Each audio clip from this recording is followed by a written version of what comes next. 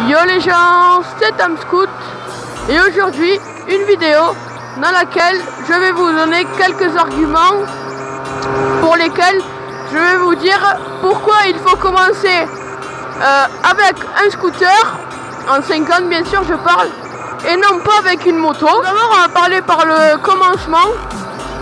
Lorsque vous avez passé votre BSR, moi dans toutes les écoles que je connais, l'auto-école que je connais, mes potes où ils ont passé leur BSR et moi où j'ai passé mon BSR, on a passé le BSR avec un scooter, hein, c'est ce qui coûte le moins cher, généralement avec un Ludix parce que c'est le meilleur rapport qualité-prix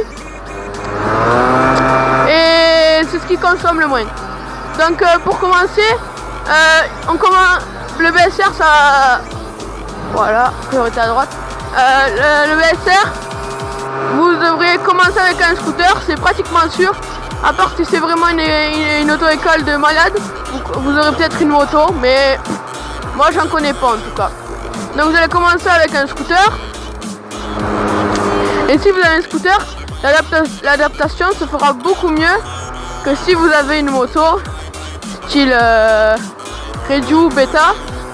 Si vous commencez avec ça, vous allez sûrement pas penser aux choses les plus importantes qui sont la sécurité. Vous allez plus vous concentrer, où là je vais en venir au deuxième point, sur les vitesses, etc. Donc le deuxième point c'est, quand vous commencez avec un scooter, vous vous concentrez que sur la route. Vous vous concentrez sur la route, les priorités, les ronds-points, bien les prendre. Comme au BSR on vous a appris. Alors qu'au BSR en plus on vous a même pas appris à passer les vitesses. Donc déjà ça c'est un point négatif.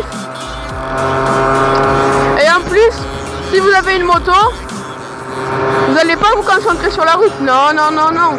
Vous allez vous concentrer sur les vitesses et le frein au pied. Donc c'est pour ça que moi je vous dis, vous devriez faire comme je vous dis. Enfin après vous faites ce que vous voulez, mais bon. Si vous faites comme je vous dis, je pense que ça vous ira mieux. Moi j'ai des copains, ils ont commencé avec une moto et ils en ont chié, hein, je vous le dis. Hein. Ils n'arrivaient pas, ils ont... Oh là là, ce trou du cul roule à 300 km/h, Narvalo. Donc je vous dis, si vous commencez avec une moto, vous avez plus de chances d'avoir un accident, entre guillemets, parce que vous allez pas vous concentrer sur la route, vous allez vous concentrer sur vos vitesses et sur votre frein au pied. Ce qui, pour ma part, je pense que c'est un véritable danger qui peut vous coûter un accident grave. Maintenant, on en vient au troisième point, qui sont l'entretien. L'entretien, je suis désolé, sur une moto, l'entretien, c'est bien plus cher que sur un scoot. Sur une moto, ça doit être autour des 200-300 € par tous les trimestres ou même un peu plus. Sur un scoot, vous avez quoi? L'huile à mettre, changer tous les 6 mois ou même tous les ans la boîte à air, enfin changer le filtre, enfin voilà, faire un petit contrôle, changer les galets, la courroie, enfin les trucs, des choses qui sont basiques. Alors qu'en moto, non, vous changez beaucoup plus de choses que sur un scoot. Et ça va vous coûter beaucoup plus cher en plus. Si vous connaissez pas, hein, c'est le truc de base ça. Si une moto, il manque un peu d'huile, vous serrez direct. Alors qu'avec un scoot, vous pouvez rouler 2-3 km sans huile, voire plus. Une moto, vous roulez, même si vous restez un fond d'huile, vous avez une chance sur 2 de serrer. De toute façon, ça c'est clair, net et précis. Maintenant, on en vient au quatrième point qui est tout de suite le poids et la taille de votre engin. Je suis désolé, mais un scoot, ça doit faire aller à tout péter 75 kg. Une moto, ça fait minimum 90 kg. 85-90 kg les gars, c'est pas... On joue pas dans la même cour là, hein.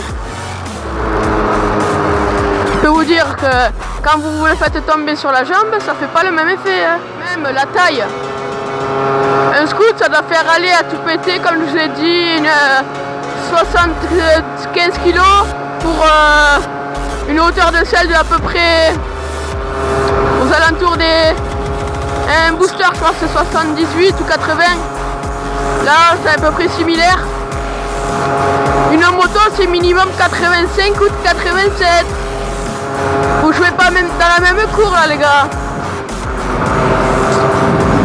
Vous avez beaucoup plus de chances de chuter. Mais bon, après on fait ce qu'on veut. Moi, j'ai commencé avec un scoot, comme je vous ai dit, pour bien prendre la confiance sur la route. Essayer d'apprendre la route. Après, il faut avoir quand même...